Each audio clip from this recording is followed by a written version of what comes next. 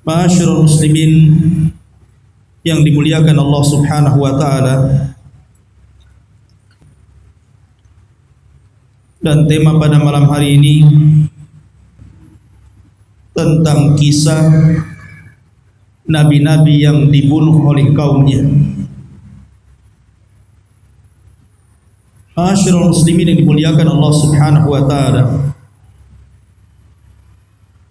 Nabi sallallahu alaihi wasallam pernah bersabda, "Inna asyaddal bala indallahil anbiya." Sesungguhnya yang paling dahsyat dari ujian yang Allah Subhanahu wa taala berikan kepada manusia, yang pertama adalah para nabi. Summal amsalu fal amsal. Baru kemudian di bawah nabi dan di bawahnya lagi. Dari sini menunjukkan bahwa para nabi dan rasul sengaja Allah Subhanahu wa taala timpakan ujian yang lebih berat dibandingkan yang lainnya, karena mereka akan dijadikan qudwah, akan dijadikan teladan oleh umat manusia, sehingga wajar ketika mereka diberikan musibah oleh Allah, umat bisa melihat kesabarannya. Dari situlah mereka layak untuk dicontoh dan diikuti. Ma'asyiral muslimin yang dimuliakan Allah Azza wa Jalla. Tetapi dengan hikmah yang Allah Subhanahu wa taala berikan kepada manusia, tidak ada satupun rasul dari rasul-rasul ulul azmi minar rusul yang mati dibunuh. Dan itulah isyarat daripada perkataan Hasan Al-Basri rahimahullahu taala, "Ma qutila ahadun min rusulin min ashabis syariah." Tidak ada satupun dari rasul yang diutus oleh Allah Subhanahu wa taala yang membawa syariat. Karena Nabi sallallahu alaihi wasallam diutus itu meneruskan syariat yang lama. Tetapi rasul diutus untuk membawa syariat baru dan tidak mengikuti syariat lama, walaupun tujuannya sama, mentauhidkan Allah Subhanahu wa taala. Karena masing-masing rasul itu berbeda syariat dan berbeda cara ibadah, namun tujuannya sama, tauhid. Tetapi upaya pembunuhan ada, baik itu terjadi kepada Nuh alaihi salatu wassalam, baik kepada Ibrahim, Musa, Isa, bahkan Rasul sallallahu alaihi wasallam, upaya pembunuhan sudah ada. Tetapi Allah tidak takdirkan mereka mati dibunuh. Nuh alaihi salatu wassalam sampai mengatakan, "Rabbi inni maghlubun fantasir." Ya Rabb, aku hampir-hampir terkalahkan. Karena ketika itu kaumnya Nuh alaihi salatu wassalam sudah mulai membidik Nuh alaihi salatu wassalam untuk dibunuh. Sudah jadi target. Makanya dia mengatakan, "Fantasir, tolong aku." Maka Allah Subhanahu wa taala menolong Nuh alaihi salatu wassalam. Maka Allah Subhanahu wa taala turunkan banjir bandang yang sangat besar, yang kemudian meluluh lantakkan seluruh kaumnya. Yang selamat hanya Nuh dan sedikit pengikutnya. Begitu juga Ibrahim, upaya pembunuhan sudah ada.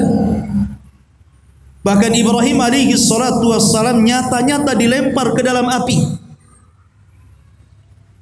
Tetapi Allah Subhanahu wa taala takdirkan Ibrahim tidak mati.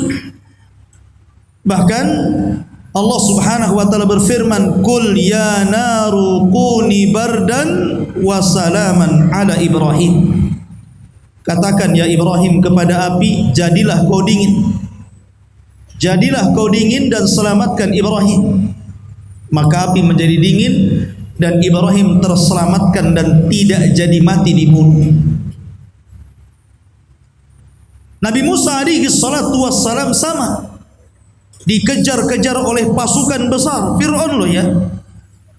Seluruh pasukannya dibawa, langsung dipimpin oleh Fir'aun untuk mengejar Musa alaihi salatu wassalam dan orang-orang lemah dari Bani Israel yang mengikutinya.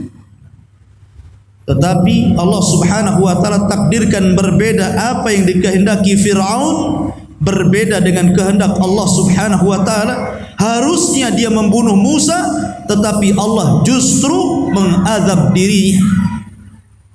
Upaya pembunuhan sudah ada di sini. Nabi Isa alaihi salatu wassalam sama dikepung oleh pasukan kerajaan. Tetapi Allah Subhanahu wa taala selamatkan Isa. Kemudian diserupakan salah satu dari hawariyunnya yang serupa dengan wajah Isa bin Maryam. Kemudian Isa ditidurkan dan diangkat ke langit. Dialah yang ditangkap, diseret, kemudian digantung, disalib dan dibunuh. Kemudian Yahudi mengklaim bahwa mereka qatalnal Masih ibn Maryam, kami sudah membunuh Isa. Tapi Allah katakan, wa ma qataluhu wa ma sallabuhu walakin syubbiha lahu. Mereka tidak membunuhnya, mereka tidak menyalibnya, bahkan yang dibunuh dan disalib itu yang diserupakan dengannya, kata Allah. Nabi juga sama, ada upaya pembunuhan, bahkan berkali-kali.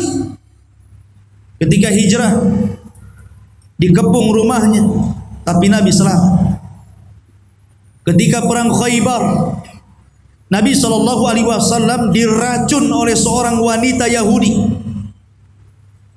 tapi Nabi SAW selamat. Reaksi racun itu baru kemudian udah lama, tidak langsung meninggal ketika itu. Kemudian di Uhud banyak upaya-upaya pembunuhan kepada Nabi SAW, tapi Allah Subhanahu wa taala tidak menjadikan Rasul dibunuh, tetapi Rasul meninggal karena sakit. Dari sini ma'asyiral muslimin yang dimuliakan Allah Azza wa Jalla, tidak ada satupun ulul azmi minar Rasul mati dibunuh. Tetapi pembunuhan ini terjadi kepada para nabi, dan umumnya adalah nabi-nabi yang diutus kepada Bani Israel. Allah Subhanahu wa taala berfirman, "Awa kullama ja'akum rasulun bima la tahwa anfusukum mustakbartum fafariqam kadzabtum wa fariqan taqtulun." Setiap kali datang kepada mereka Bani Israel seorang rasul, terkadang diutus itu bukan satu daerah satu rasul, terkadang ada yang 2 rasul satu daerah, ada yang 3 rasul satu daerah. Ketika kemudian rasul-rasul ini mengajak mereka kepada tauhid, rupanya ajakan mereka tidak sesuai dengan hawa nafsunya. Bima la tahwa anfusukum, tidak sesuai dengan hawa nafsu kalian. Apa yang terjadi? Istakbartum, kalian pun sombong. Sombong artinya menolak kebenaran, menolak ajakan dakwah dan merendahkan para rasul. Fafariqan kadzabtum wa fariqan taqtulun. Maka sebagian kalian mendustakan rasul itu dan sebagian lagi membunuhnya. Sebagian mendustakan. Seperti dalam surah Yasin, Allah Subhanahu wa taala berfirman, "Wadrib lahum mathalan ashabal qaryati id ja'ahal mursalun." Ya Muhammad, berikan permisalan kepada tokoh-tokoh Quraisy itu tentang sebuah negeri ketika para rasul diutus kepada negeri itu. Id arsalna ilaihim itsnaini, ketika kami utus dua rasul kepada mereka, dua nabi kepada mereka kami utus sekaligus. Fakadzabuhuma, justru mereka mendustakan keduanya. Kemudian fa'azzajna bisalisin, ketika dua nabi didustakan, Allah tambah lagi satu nabi, jadi tiga nabi lagi. Kemudian faqalu, mereka mengatakan, para utusan ini mengatakan, inna ilaikum mursalun, kami ini utusan Allah untuk kalian. Kami ini adalah utusan Allah untuk menyampaikan wahyu Allah kepada kalian. Tetapi mereka mengatakan, qalu ma antum illa basyarun mithluna, kalian ini siapa? Kalian ini sama dengan kami. Kalian ini manusia biasa, sama dengan kami. Wa ma anzalar rahmanu min syai'in in antum illa takdzibun, bahkan tidak ada satupun ayat yang turun kepada kalian. Kalian ini hanya melakukan kedustaan saja. Saya katakan apa? Fafariqam kadzabtum, ada sebagian orang mendustakan. Mereka dustakan. Mendustakan para nabi dan rasul dalam dakwah mereka ini akan berlangsung kepada turunannya. Siapa turunan para nabi dan rasul? Para ulama. Karena para ulama itu warasatul anbiya. Ulama itu pewaris para nabi. Maka ketika para ulama berusaha untuk menyampaikan warisan para nabi dan rasul, maka kenyataan yang mereka hadapi akan persis seperti yang dihadapi para rasul. Mereka pun sama akan didustakan. Sama akan didustakan. Siapa kamu ini? Bahkan lebih parah, munculnya di zaman sekarang Islam liberal, yang mereka mengatakan tafsir para ulama dulu, sekelas para sahabat, para tabi'in, para tabi'ut tabi'in, itu layak di zamannya saja, memang relevan sesuai dengan zamannya. Tapi kalau di zaman sekarang nampaknya kurang relevan, kurang layak. Harusnya kita tafsiri Quran Sunnah itu sesuai dengan zaman kita. Mereka juga manusia, kita juga manusia. Allah berikan akal kepada mereka, Allah juga berikan akal kepada kita. Dan Allah katakan, afala tatafakkarun, kenapa kalian tidak berfikir? Lihat, dalilnya Quran loh ya. Quran yang menyuruh kita berfikir katanya. Ya beda. Ya. Mereka para ulama warasatul anbiya, menguasai bahasa Arab dengan fasih, menguasai kaedah-kaedah syariah. Sementara Anda kadang-kadang memahami Islam dari terjemahan Al-Quran. Tidak sama. Pandangan para ulama itu tajam ke depan. Ma'asyiral muslimin yang dimuliakan Allah Azza wa Jalla. Jadi surah Yasin ini sebenarnya menjelaskan tentang sebuah negeri, diutus kepada mereka 3 rasul. Dan ini menunjukkan keras kepalanya negeri itu. Kalau tidak keras kepala, satu saja cukuplah. Oh sampai 3 pula gitu kan. Menunjukkan negeri itu memang keras kepala, keras hati dan kepala lagi gitu. Mereka menolak dakwah Nabi. Sehingga kemudian ketika mulai mereka berani kepada 3 nabi ini dan hendak bukan hanya sekedar mendustakan dan hampir-hampir membunuh mereka, rupanya Allah Subhanahu wa taala takdirkan ada juga yang membela para nabi itu. Kemudian dijelaskan, waja'a min aqsal madinati rajulun yas'a. Rupanya ada satu anak muda, dalam riwayat dia seorang penjahit. Dia beriman kepada dakwah 3 utusan ini, berusaha untuk mencegah kaumnya jangan sampai menyakiti 3 nabi itu. Kemudian mengatakan, ya qaumi tabi'ul mursalin, ittabi'u ma la yas'alukum ajra wa hum muhtadun ma liya la a'budu alladhi fatarani wa ilaihi turja'un. Wahai kaumku, ikuti Rasul itu, ikuti nabi-nabi itu, karena mereka berdakwah itu tidak meminta upah sedikit pun kecuali Allah yang akan memberi, dan mereka orang-orang yang diberikan petunjuk. Sampai kemudian terus menasihati. Ketika menasihati marah kaum ini, akhirnya dipukuli anak muda itu. Bahkan ada yang mengatakan dimasukkan ke lubang kemudian dilempari batu sampai mati. Ya, sampai mati anak muda itu membela Rasul. Ketika kemudian ruhnya melayang, ruhnya terpisah dari jasadnya, maka Allah Subhanahu wa taala katakan, qila dkhulil jannah, masuklah kau ke dalam surga. Kemudian ketika ruh anak muda yang membela Rasul itu sudah di surga, apa katanya? Masih sempat dia menyayangkan kaumnya dan mengatakan, qala ya laita qaumi ya'lamun bima ghafara li rabbi wa ja'alani minal mukramin. Dia mengatakan, duhai seandainya kaumku mengetahuinya tentang dosa-dosaku yang Allah ampuni aku, dan Allah jadikan aku hamba yang mulia karena dimasukkan ke dalam surga.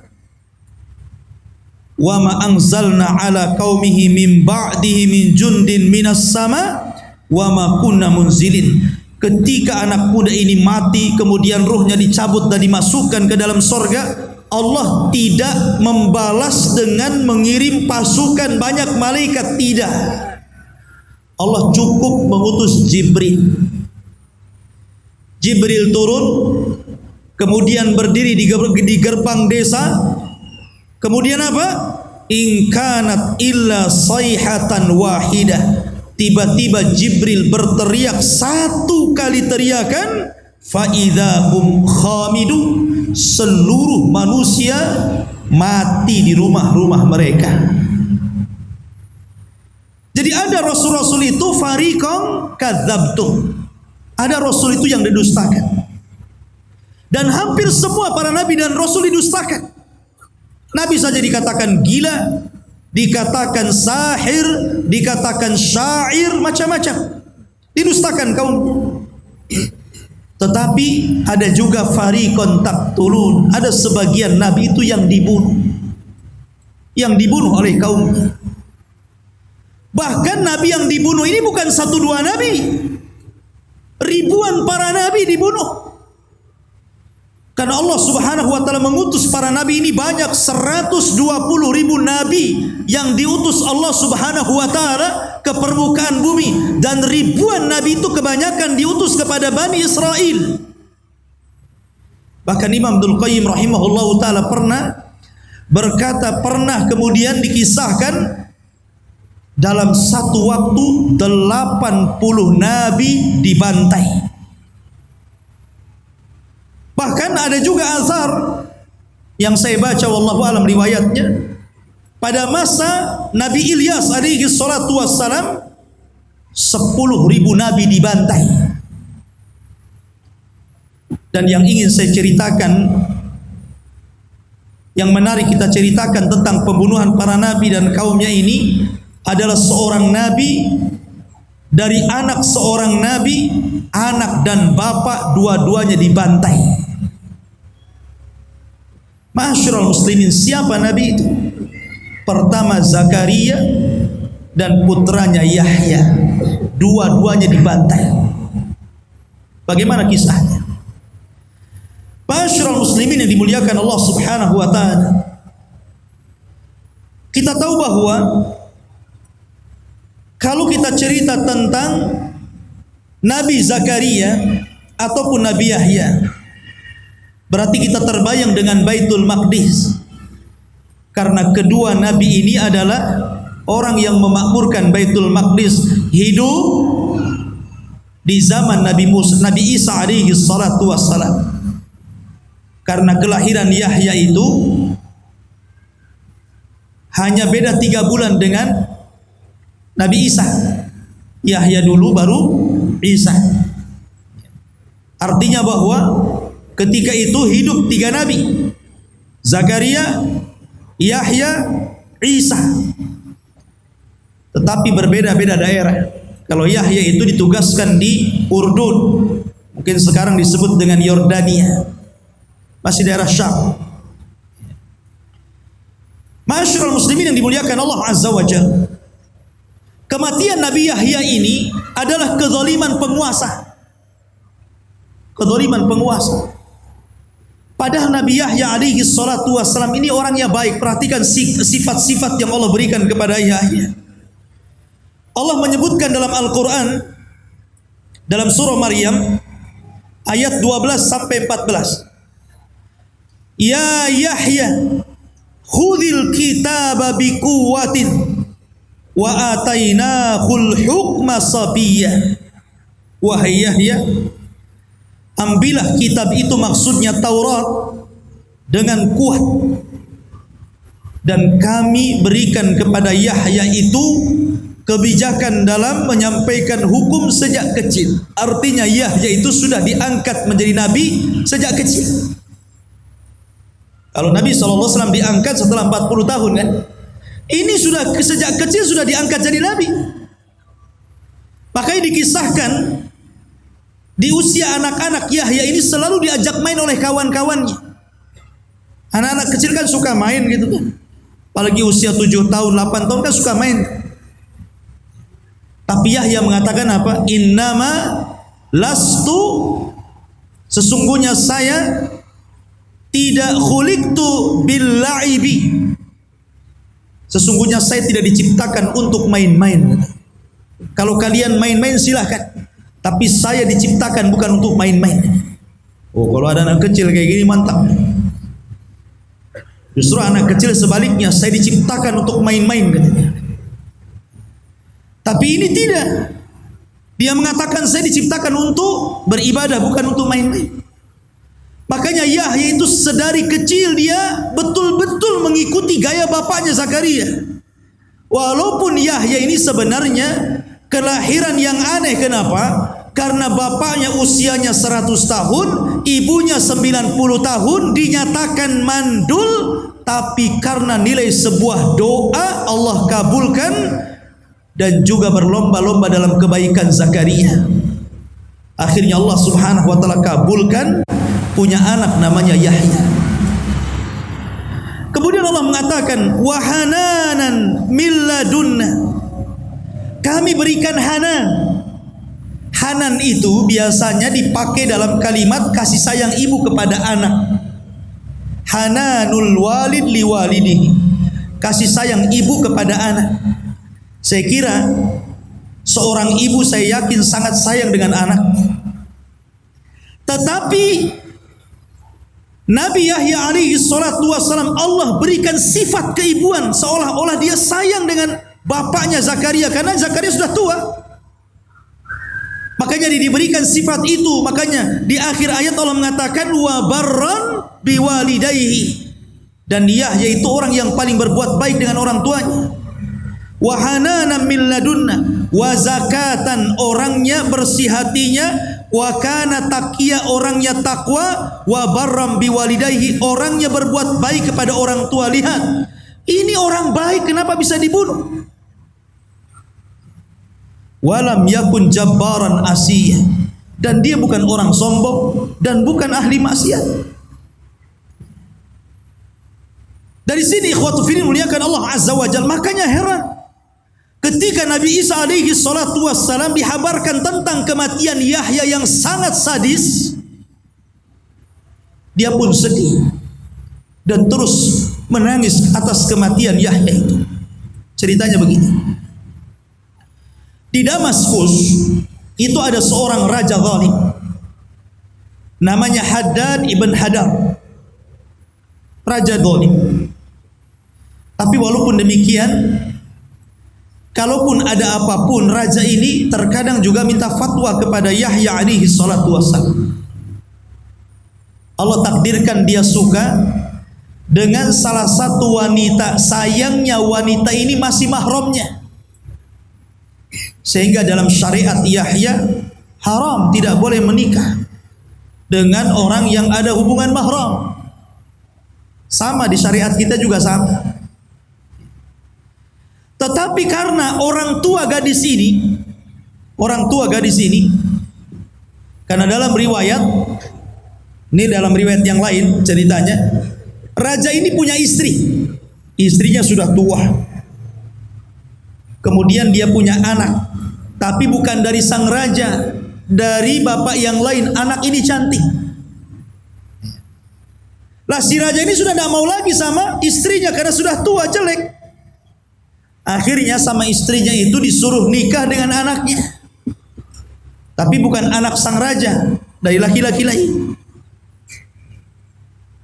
Ada yang mengatakan bahwa yang dinikahi itu putri bibinya, dan dalam syariat mereka tidak boleh.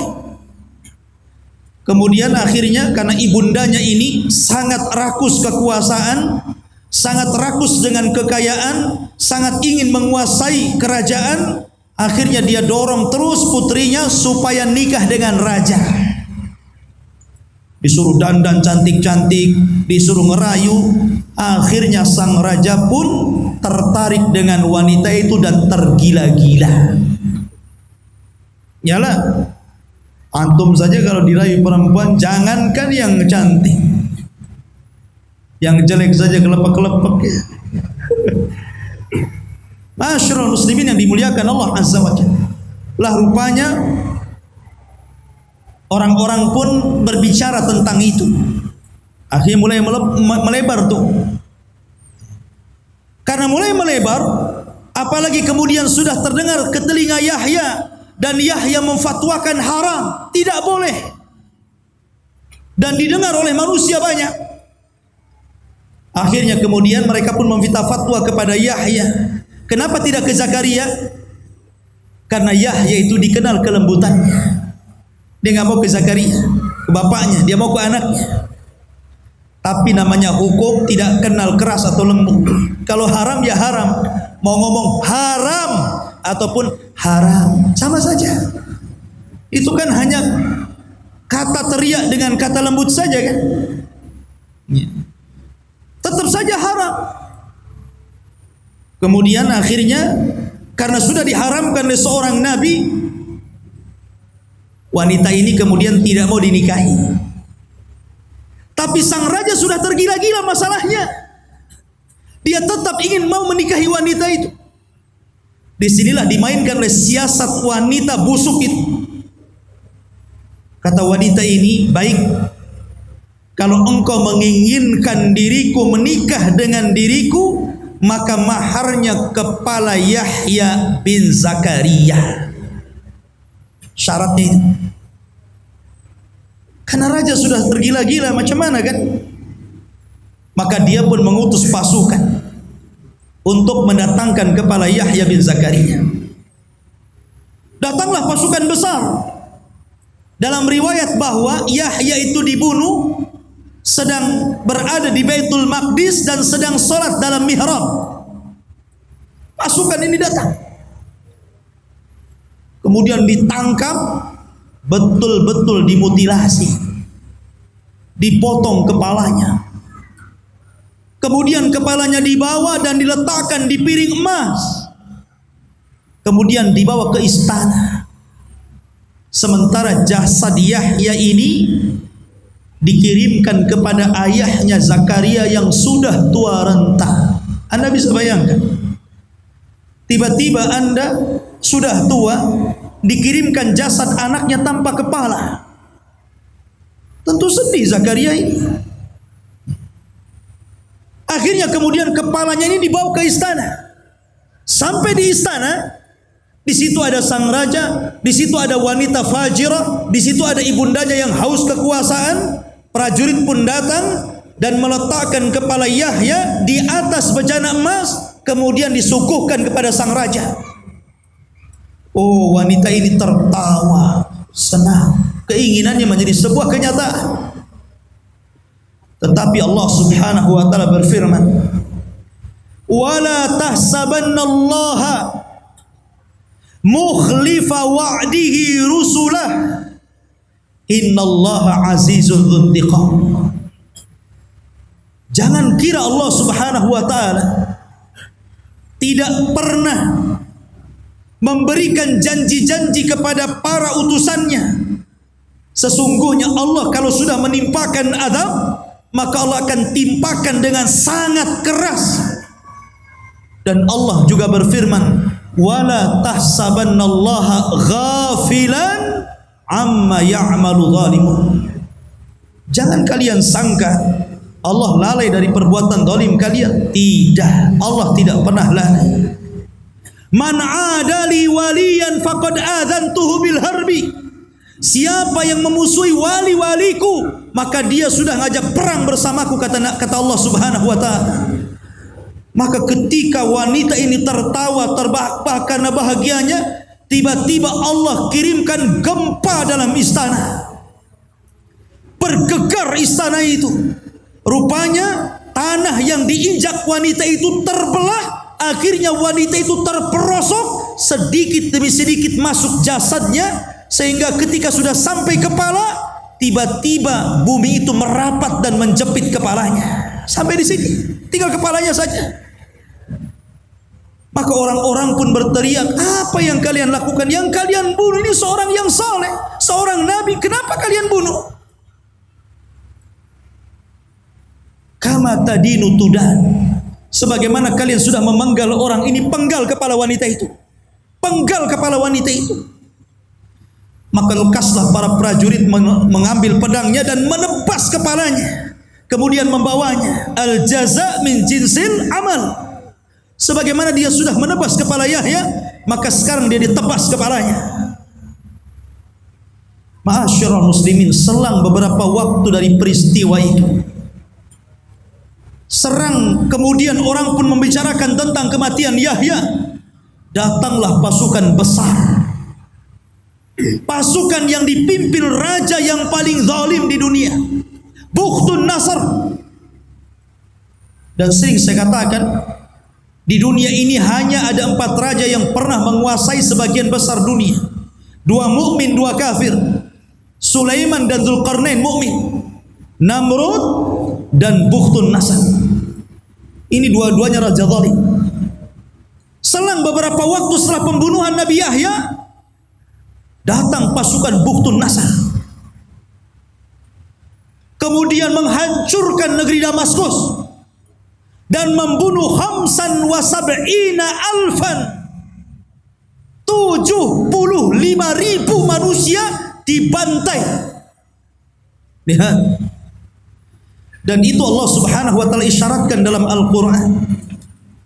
Allah Subhanahu wa taala berfirman, "Wa qadayna ila bani Israil fil kitabi la tufsidunna fil ardi marrataini wala ta'luwanna uluwan kabira."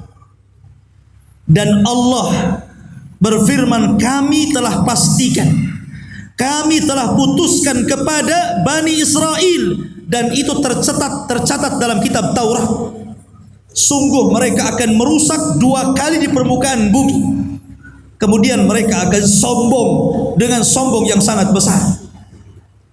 Fa idza jaa wa'du ulahuma, maka apabila telah datang janji salah satu dari keduanya, ba'atsna alaikum, kami akan bangkitkan kepada kalian wahai Bani Israel, ibadan lana, hamba-hamba kami, uli ba'sin syadid, yang memiliki kekuatan yang sangat besar.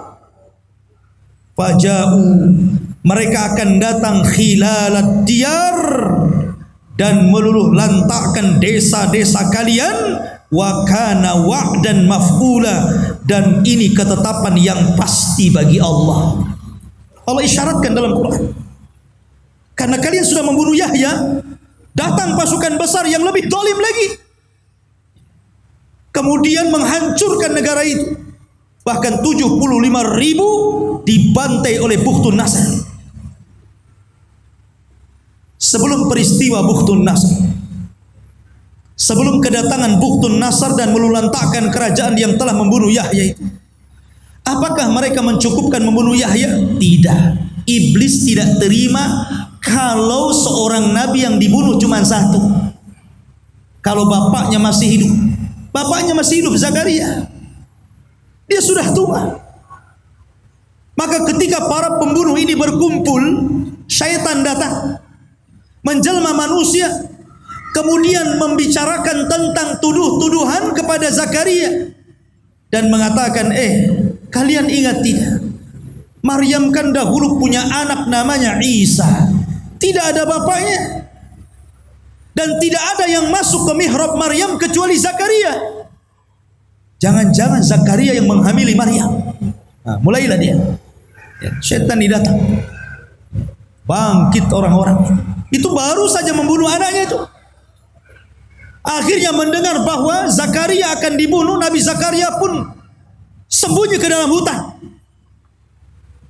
Kemudian dalam hutan tersebut ada satu pohon yang menolong Zakaria, disuruh sembunyi dalam pohon itu. Tiba-tiba pohon itu belah dan itu mukjizat Zakaria. Masuklah Zakaria di situ. Namun sayangnya iblis datang. Ketika Zakaria masuk, bajunya kemudian ditarik sedikit sehingga ketika pohon itu rapat nampak tuh ada bajunya, sedikit saja. Ketika pasukan itu mengejar Zakaria sampai ke hutan, maka iblis datang dan mengatakan, aku tahu di mana Zakaria bersembunyi.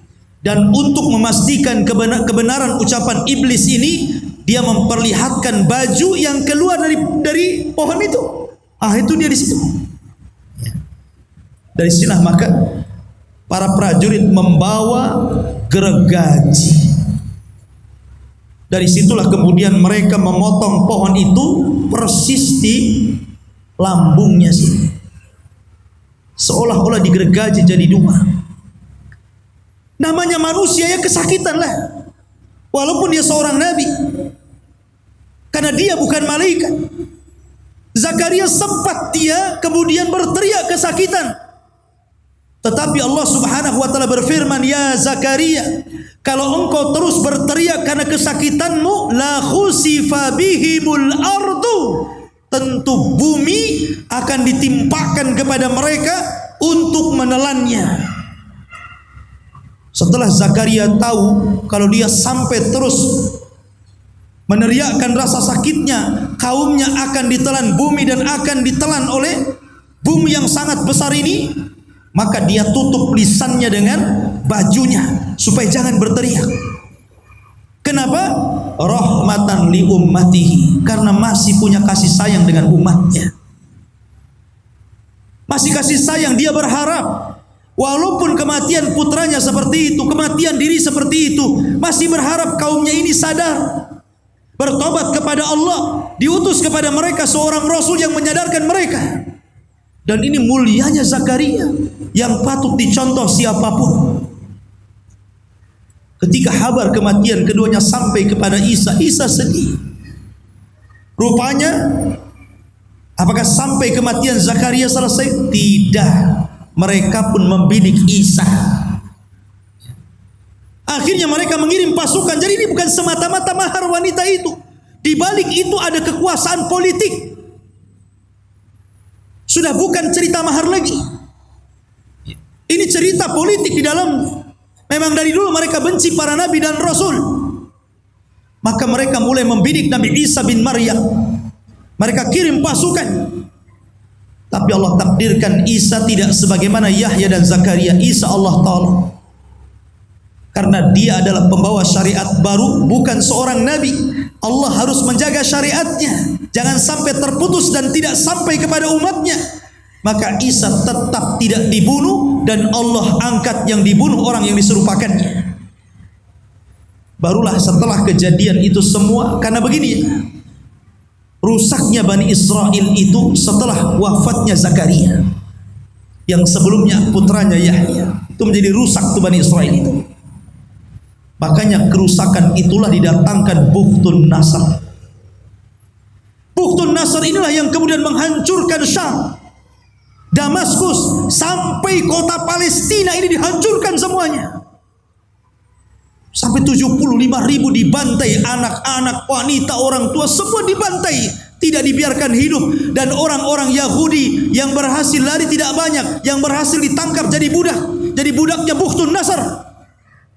Dan itu Allah hinakan, sehingga Allah Subhanahu wa taala berfirman, innal ladzina kafaru innal ladzina yakfuruna bi ayatillah wa yaqtuluna an-nabiyyina bighairi haqqin wa yaqtuluna alladhina ya'muruna bil qisti minan nas fabashshirhum bi'adzabin alim. Sesungguhnya orang-orang yang kufur dengan ayat-ayat Allah dan membunuh para nabi tanpa ada sebab yang benar dan membunuh orang-orang yang memerintahkan keadilan dari manusia, habar gembirakan kepada mereka dengan azab yang pedih. Dalam ayat yang lain tadi Al-Imran ayat 21, dan Allah mengatakan dalam surah Al-Baqarah 61, wa dzuribat alaihimud dhillatu wal maskanatu wa ba'u bi ghadabin minallah. Ditimpakan kepada mereka Bani Israel kehinaan, kenistaan, kemurkaan dari Allah. Kenapa? Dzalika bi annahum kanu yakfuruna bi ayatillah. Karena mereka kufur dengan ayat-ayat Allah. Wa yaqtuluna an-nabiyyina bighairil haqq, dan mereka membunuh para nabi tanpa sebab yang benar. Allah timpakan kehinaan kepada mereka. Ikhwan, dan sampai hari ini orang-orang Yahudi itu memang seperti itu. Mereka bangga dengan membunuh para nabi itu, mereka bangga, sangat bangga. Dan Allah mengatakan la tajidanna asyaddan nas adawatan lilladzina amanu yahud. Tidak ada manusia yang paling keras permusuhannya kepada orang-orang yang beriman melebihi orang-orang Yahudi. Tidak ada. Orang-orang Yahudi itu, mereka memang menghalalkan darah di luar kelompok mereka, di luar agama mereka. Walang tarda ankal yahud walan nasara. Tidak akan ridho orang-orang Yahudi. Yahudi dulu baru Nasrani. Kepada siapa? Kepada kita. Hatta tattabi'a millatahum, sampai kita tunduk dengan ajaran mereka. Tidak, kita tidak mau tunduk. Dan di akhir zaman Nabi SAW mengisyaratkan bahwa kita akan berperang melawan mereka, karena mereka adalah para pengikut Dajjal. Dajjal diikuti 70.000 Yahudi Asfahan. Dan kelak karena mereka sudah membunuh para nabi, Isa bin Maryam akan bangkit membunuh Dajjal dan pasukannya akan membunuh mereka. Ma'asyiral muslimin yang dimuliakan Allah Azza wa Jalla. Dan banyak lagi kisah-kisah para nabi ini yang masyhur kita ceritakan, ya. Karena nabi-nabi itu banyak diceritakan, ribuan para nabi. Cuman sayang 25 nabi dan rasul yang 18 nama disebut dalam surah Al-An'am dan lebihnya di surah-surah yang lainnya, itu pun tidak secara detail Al-Quran menceritakan. Ada sebagian nabi yang disebut nama tapi tidak ada ceritanya. Tapi ada nabi dari awal sampai akhir diceritakan. Ada nabi global saja diceritakan. Tapi yang jelas bahwa Al-Quran ingin mengatakan kepada kita, la nufarriqu baina ahadin mir rusuli. Kita tidak boleh membeda-bedakan para nabi dan rasul kepada siapapun mereka diutus Allah Subhanahu wa taala. Wallahu a'lam bissawab. Mudah-mudahan manfaatnya. Subhanakallahumma wa bihamdika asyhadu an la ilaha illa anta astaghfiruka wa atubu ilaik. Allahu ta'ala. Assalamualaikum warahmatullahi wabarakatuh.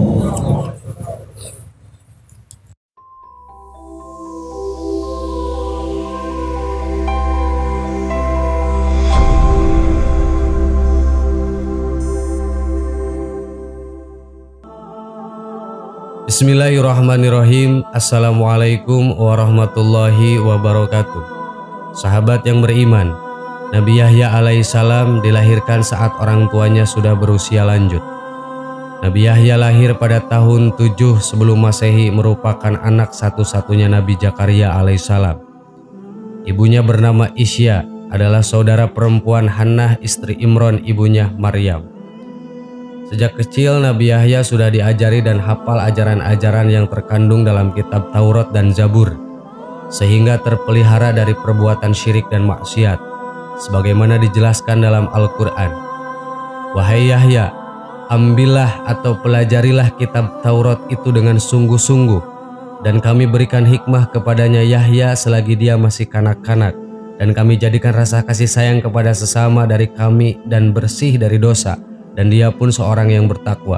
Quran Surat Maryam ayat 12-13. Nabi Yahya selama hidupnya tidak pernah berbuat salah, banyak berbakti dan berbuat baik terhadap kedua orang tuanya, tidak keras dan takabur. Beliau seorang yang tawadu dan lemah lembut, diberi penghormatan dan keselamatan oleh Allah Subhanahu wa Ta'ala, serta dihindarkan dari bahaya dan penyakit. Pada waktu lahir, wafat, dan hari kiamat, beliau dibangkitkan kembali dengan kemuliaan di hadapan Tuhannya, sebagaimana dijelaskan dalam Al-Quran.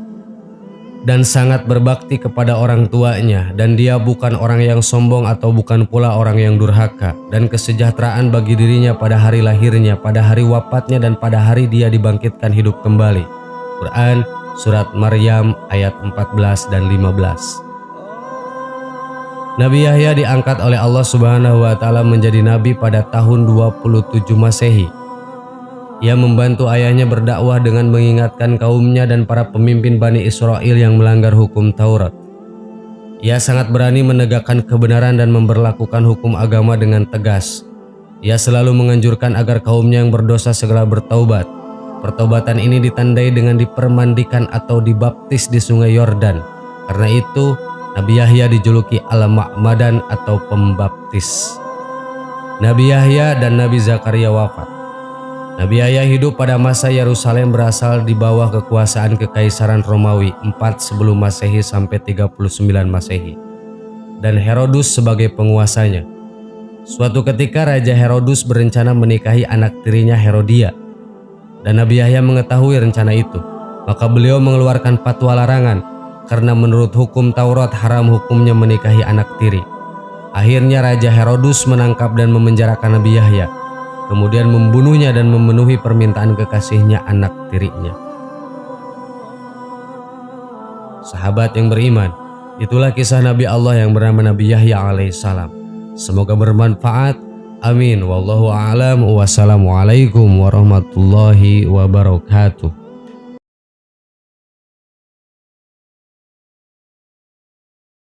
Bismillahirrahmanirrahim. Assalamualaikum warahmatullahi wabarakatuh.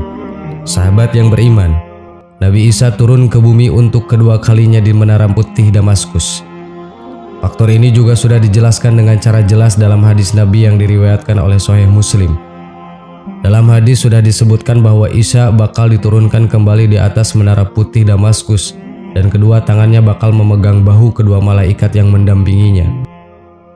Napas Nabi Isa tak dapat dicium oleh orang-orang pengikut Dajjal, dan Isa bakal mencari dan membunuh Dajjal di pintu Lud. Seusai sukses membunuh Dajjal, Isa berangkat untuk mendatangi sebuah kaum yang dilindungi oleh Allah dari Dajjal, dan dirinya menceritakan terhadap kaum yang dilindungi Allah itu bakal derajat mereka nanti di surga. Mengapa bukan Rasulullah SAW yang membunuh Dajjal? Sebab beliau sendiri bersabda, "Jika Dajjal telah keluar dan saya masih hidup, maka saya akan membela menjaga kalian. Namun Dajjal keluar sesudahku." Hadis riwayat Ahmad. Mengapa Nabi Isa kemudian ditugaskan membunuh Dajjal? Simak terus videonya sampai akhir biar tidak gagal paham hanya di channel Belajar Islam. Satu lagi, jangan lupa tekan dulu tombol subscribe, like, dan share-nya agar menjadi berkah buat kita semua. Pertama, Nabi Isa tidaklah dibunuh dan disalib sebagaimana prasangka orang-orang Yahudi dan Nasrani. Namun Nabi Isa diangkat oleh Allah Subhanahu wa Ta'ala, sedangkan orang yang disalib saat itu adalah laki-laki yang diserupakan dengan Nabi Isa alaihissalam. Wa kulluhum inna qatalnal masiha Isa ibn Maryam wa Rasulullah wa ma qataluhu wa ma salabuhu walakinna syabbaha lahum. Dan karena ucapan mereka orang-orang Yahudi, sesungguhnya kami telah membunuh Al-Masih Isa putra Maryam Rasul Allah, padahal mereka tidak membunuhnya dan tidak pula menyalibnya, tetapi yang mereka bunuh ialah orang yang diserupakan dengan Isa bagi mereka. Quran Surat An-Nisa ayat 157. Diturunkannya Nabi Isa di akhir zaman akan menjadi bukti kebenaran firman Allah dan menjungkir balikan keyakinan orang-orang Nasrani. Kedua, ketika peristiwa kiamat terjadi, Romawi atau Nasrani adalah bangsa mayoritas. Allah hendak menunjukkan kedustaan dan kepalsuan apa yang mereka adakan atas nama Allah terhadap Isa bin Maryam yang mereka nyatakan sebagai penebus dosa dan anak Allah. Selain itu, Nabi Isa juga akan mematahkan salib dan membunuh babi. Salib yang selama ini menjadi simbol kemusyrikan kaum Nasrani dan babi yang selama ini dianggap halal oleh mereka. Rasulullah SAW bersabda, "Tidak ada nabi yang hidup di antara masaku dan Isya. Sungguh, kelak ia akan turun. Jika kalian melihatnya, maka kenalilah, ia adalah seorang laki-laki yang sedang, tidak tinggi dan tidak terlalu pendek, berkulit merah keputih-putihan. Beliau memakai di antara dua kain berwarna sedikit kuning, seakan rambut kepala beliau menetes meski tidak basah. Beliau akan memerangi manusia hingga mereka masuk ke dalam Islam. Beliau akan menghancurkan salib, membunuh babi dan menghapus jizyah." Hadis riwayat Abu Daud. Ketiga, Allah hendak menunjukkan kepada orang-orang yang mengada-ngadakan agama dan keyakinan Trinitas bahwa hanya Islamlah yang diridhoi Allah Subhanahu wa Ta'ala, sehingga Allah menurunkan nabi yang mereka anggap Tuhan untuk memperkuat bahwa hanya Islamlah agama yang benar, sebagaimana hadis tadi. Sahabat yang beriman, itulah alasannya kenapa Nabi Isa yang diperintahkan untuk membunuh Dajjal dan bukan Nabi Muhammad SAW. Allahu a'lam. Assalamualaikum warahmatullahi wabarakatuh.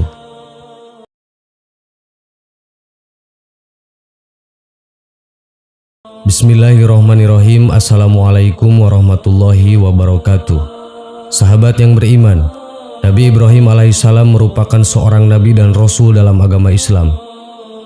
Dalam agama Nasrani dan Yahudi juga meyakini kenabian dan kerasulan beliau. Nabi Ibrahim telah mendapat gelar Khalilullah yang bermaksud sahabat Allah yang diberikan langsung oleh Allah Subhanahu wa Ta'ala. Selain itu, Nabi Ibrahim alaihissalam juga terkenal sebagai nabi yang membangun Ka'bah bersama anaknya Nabi Ismail alaihissalam. Baginda juga tergolong dari salah seorang dari 5 Nabi Ulul Ajmi atau gelaran kepada nabi yang mempunyai ketabahan dan kesabaran luar biasa di dalam berdakwah. Nabi Ibrahim diutus untuk kaum Khaldan yang terletak di kota Ur, negeri yang kini disebut Irak. Dalam salah satu hadis disebutkan bahwa Nabi Ibrahim pernah berbohong sebanyak 3 kali. Rasulullah SAW bersabda, "Tidak pernah Ibrahim alaihissalam berdusta kecuali 3 kali." Hadis riwayat Bukhari. Sang Khalilullah juga mengakui saat manusia bertanya meminta syafaat dari beliau. Nabi Ibrahim berkata, "Sesungguhnya aku pernah berdusta 3 kali."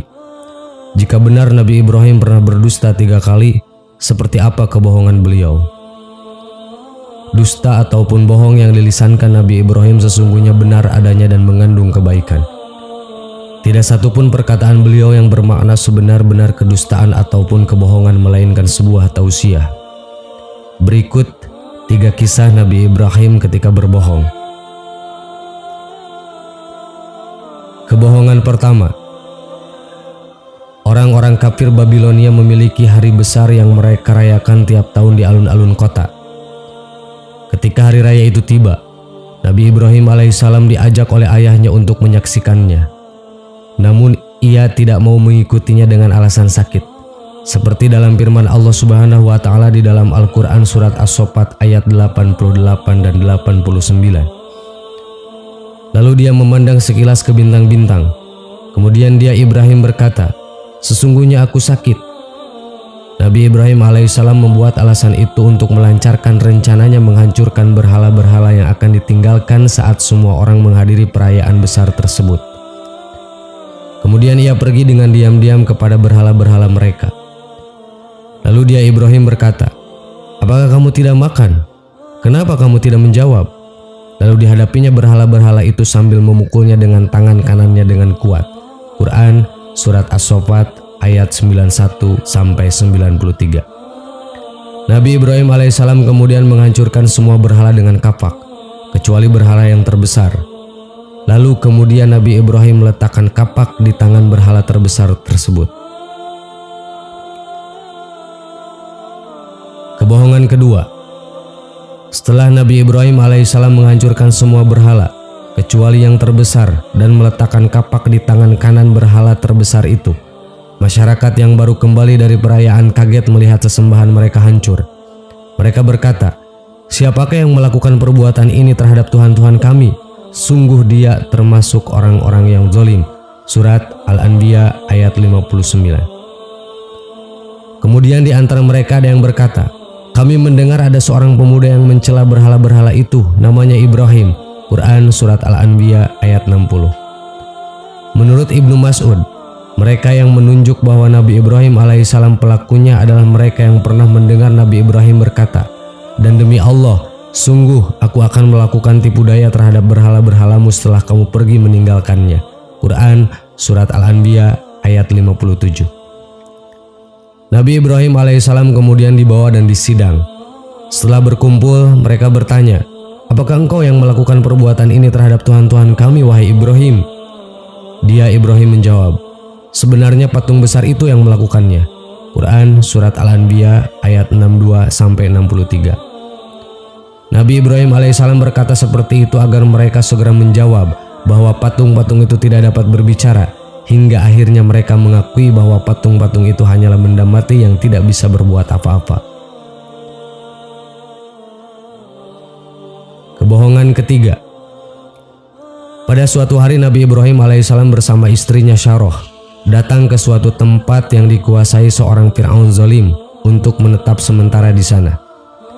Fir'aun itu diberitahu oleh ajudannya bahwa ada seorang lelaki yang tinggal bersama wanita yang sangat cantik jelita.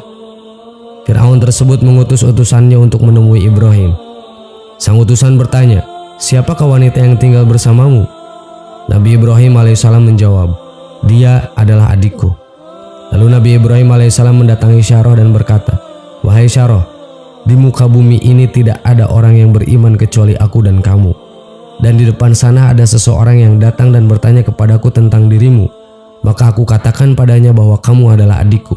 Oleh karena itu, janganlah kamu katakan yang lain selain yang aku katakan.